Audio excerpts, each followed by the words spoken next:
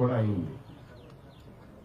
ఒకప్పుడు మీరు చూస్తే చంద్రబాబు నాయుడు గారు ఈ రంగానికి చాలా ప్రాధాన్యత ఇచ్చిన సంగతి మనం అందరం గుర్తు చేసుకోవాలి. ఈరోజు ఉచిత పశు ఆరోగ్య శిబిరాలు గతంలో చంద్రబాబు నాయుడు ముఖ్యమంత్రిగా ఉండేటప్పుడు ప్రతి సంవత్సరం జనవరి నెలలో జన్మభూమి అనే కార్యక్రమం పెట్టి 10 రోజులు ఒక పండగ వాతావరణంలో ప్రతి గ్రామంలో మనం ఈ కార్యక్రమాలు ఏర్పాటు చేసేవాళ్ళం. ఆ రోజు ఉన్నటువంటి రైతులు చాలా సంతోషంగా గొర్రెలు కానీ, మేకలు కానీ, ఆవులు కానీ, అదేవిధంగా లేగదోళ్ళు అన్నీ తెచ్చి డీవార్మింగ్ కానీ దానికి అవసరమైనటువంటి మందులన్నీ తీసుకువెళ్ళి చాలా సంతోషంగా ఉండేవాళ్ళు. దురదృష్టం ఏమిటంటే 19లో అధికారం మారిన తర్వాత ఈ రంగాన్ని పూర్తిగా నిర్వీర్యం చేశారు. ఎక్కడ పశు ఆరోగ్య శిబిరాలు పెట్టడం కానీ, ఏ హాస్పిటల్కి వెళ్ళినా కనీసం మందులు దొరికినటువంటి పరిస్థితి కూడా ఎక్కడ లేనటువంటి రోజులు మనం చూసాం. చాలా సందర్భాల్లో మాట్లాడినా పట్టించుకున్నటువంటి నాదులు లేడు.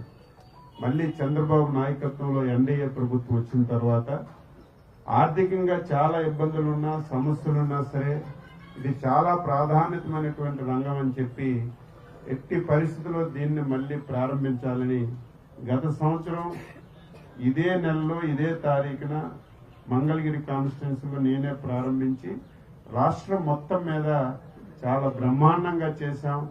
ఎక్కడికి వెళ్ళినా సరే రైతులందరూ సంతోషంగా మళ్ళీ ఈ కార్యక్రమం ప్రారంభించారని చెప్పి చాలా సంతోషాన్ని వ్యక్తం చేశారు.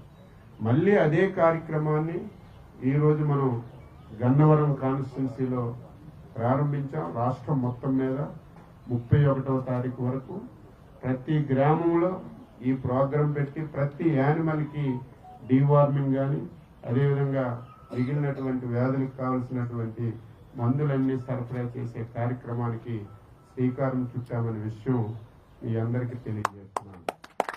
వ్యవసాయ రంగం అంటే ఒక్క వ్యవసాయ శాఖ అనుకుంటారు. ఈరోజు వ్యవసాయ రంగంలో వ్యవసాయ శాఖ యొక్క ప్రాధాన్యత రాను రాను తగ్గిపోతుంది. దానికి కారణం ఏమిటంటే వ్యవసాయం చేస్తే అంతవరకు చాలా ఇబ్బందులు వస్తున్నాయి, గిట్టుబాటు కూడా రావటం లేదు, రైతులు చాలా ఆందోళన చెందుతున్నారు. అందుకే వ్యవసాయం తగ్గి ఈరోజు మిగతా యాక్టివిటీ మీద ఎక్కువగా రైతులందరూ దృష్టి మళ్లిస్తున్నారు. ఈరోజు హార్టికల్చర్ విపరీతంగా పెరిగింది. దీనికి తోడు మనకి ఈ పశు పోషణ కూడా విపరీతంగా పెరిగింది. కాబట్టి ప్రభుత్వాలు కూడా ఇప్పుడు పాత విధానంతో వెళ్లకుండా ఎప్పటికప్పుడు ఆలోచనలు మార్చుకొని ఈరోజు రైతాంగం యొక్క ఆలోచనలకు అనుగుణంగా ముందుకెళ్లవలసినటువంటి అవసరం ఉంది. కాబట్టి ప్రభుత్వం కూడా దాని మీద దృష్టి పెట్టి ముందుకెళ్తుంది. ఈరోజు మన రాష్ట్ర ఆదాయం చూస్తే వ్యవసాయ రంగం మీద ఒక్క 50-60 వేలే ఆదాయం వస్తుంది. అదే మనం పశుపోషణ తీసుకుంటే 1,67,000 వస్తుంది. దీన్ని ఒక సంవత్సరం 2 సంవత్సరాల్లో 1,90,000కి తీసుకెళ్లాలని ముఖ్యమంత్రి గారు దృష్టి పెట్టారు. ఏదో తీసుకెళ్లాలంటే మైక్ పట్టుకుని మాటలు చెప్తే దీనివల్ల సక్సెస్ అవ్వదు. దీనికి కావలసినటువంటి అవకాశాలన్నీ మనం రైతుకు కల్పించాలి. అందుకే ఈరోజు రాష్ట్ర ప్రభుత్వం దీని మీద ఎక్కువగా దృష్టి పెట్టిన విషయం మీ అందరికీ తెలుసు. ఈరోజు పశువులు సంఖ్య తగ్గిపోయింది. చాలా సందర్భాల్లో ముఖ్యమంత్రి గారు కూడా ఎందుకు తగ్గిపోయిందంటే ఇది గత ప్రభుత్వం చాలా దారుణంగా వ్యవహరించింది. మహిళలకు డబ్బులు ఇచ్చి ఆ డబ్బులతో పశువులు కొన్నట్టుగా లెక్కలు చూపించి ఈ రాష్ట్రంలో ఇన్ని పశువులు ఉన్నాయని మనకి ఎక్స్ట్రా లెక్కలు చెప్పిన విషయం చాలా మందికి తెలియదు. మొన్ననే ముఖ్యమంత్రి గారు కలెక్టర్స్ మీటింగ్ లో పశువుల సంఖ్య, అందులో ఆవుల సంఖ్య బాగా తగ్గింది, దీనికి కారణం ఏంటని అడిగితే నేను వెంటనే రివ్యూ తీసుకున్నాను. రివ్యూ తీసుకుంటే గత ప్రభుత్వం లోన్లు మహిళలకు ఇచ్చి ఆ లోన్లతో ఆవులు కొన్నట్టుగా చూపించి కనీసం ఆవులు తీసుకురాకుండా ఆ లెక్కలు హైక్ చేసింది. మొన్ననే కేంద్ర ప్రభుత్వం మొత్తం పశువుల లెక్కలన్నీ దేశం మొత్తం మీద తీస్తే మనకు లెక్కలు తగ్గాయి. అందుకే ముఖ్యమంత్రి గారు ఎట్టి పరిస్థితుల్లో మనకి ఈ పశువుల సంఖ్య విపరీతంగా పెరగాలి, అందులో ఆడదూడలు విపరీతంగా పెరగాలి. దీనికి రాష్ట్ర ప్రభుత్వం ఏ విధంగా ప్రయత్నం చేయాలి, ఆ విధంగా ప్రయత్నం చేయండి అని స్పష్టమైన ఆదేశాలు డిపార్ట్మెంట్కి ఇచ్చారు. అందుకే సెక్స్ షార్టేజ్ సెమన్ మీ అందరికీ తెలుసు. మనకింతకు ముందు మనం హాస్పిటల్కి వెళ్తే ఇంజక్షన్ ఇస్తే అది లేకదోడ ఆడదా మగదా మనం చెప్పే పరిస్థితి మనకు లేదు. ఈరోజు మనం ఈ సెక్స్ షార్టేజ్ సెమన్ ఇస్తే తప్పనిసరిగా లేకదోడ ఆడదే పుడుతుంది. దీనివల్ల మనకి పశుపోషణ పెరగడానికి అవకాశం ఉంటుందని దీని మీద ఎక్కువగా దృష్టి పెట్టాం. ఇది 300 రూపాయలు డోస్ అవుతుంటే 50% సబ్సిడీ ఇస్తున్నాం. 150 రూపాయలు రైతు పెట్టుకుంటే మేము ఒక 150 ఇచ్చి ఈరోజు దీన్ని ఉపయోగిస్తున్నాం. ఇప్పుడే మా సోదరుడు అసెంబ్లీలో కూడా అరగంట మాట్లాడారు.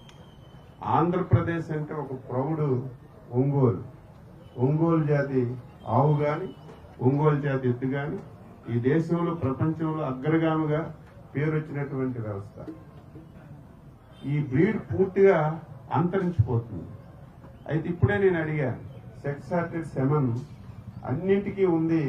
మన రాష్ట్రంలో ఏదైతే ఫేమస్ అయినటువంటి ఒంగోలు జాతి ఎద్దులకు కానీ ఆవులకు కానీ, అదేవిధంగా ఈ మధ్య కొత్తగా మనకి పొంగనూరు జాతి కూడా వచ్చింది.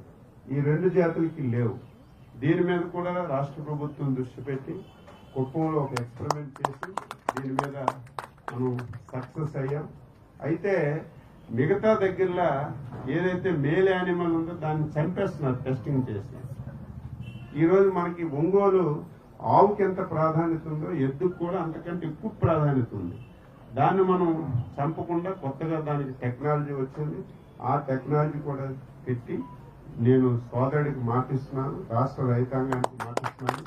మళ్ళీ చంద్రబాబు నాయకత్వంలో ఎన్డీఏ ప్రభుత్వంలో ఒంగోలు జాతి మళ్ళీ పూర్వ స్థాయికి ఈ రాష్ట్రంలో తీసుకురావడానికి నేను ప్రత్యేకమైనటువంటి దృష్టి పెట్టి దానికి కూడా నేను కృషి చేస్తానని చెప్పి తెలియజేస్తున్నాను. అదేవిధంగా ఈరోజు ఇన్సూరెన్స్, గత ప్రభుత్వంలో ఇన్సూరెన్స్ కట్టలేదు. చాలా మంది పేదవాళ్ళు ఆవులు కొనుక్కుంటారు బ్యాంక్ లోన్స్తో కానీ సొంతంగా అప్పు చేసి. ఒకవేళ ఆవు గేదె చనిపోతే వాళ్ళందరూ రోడ్లు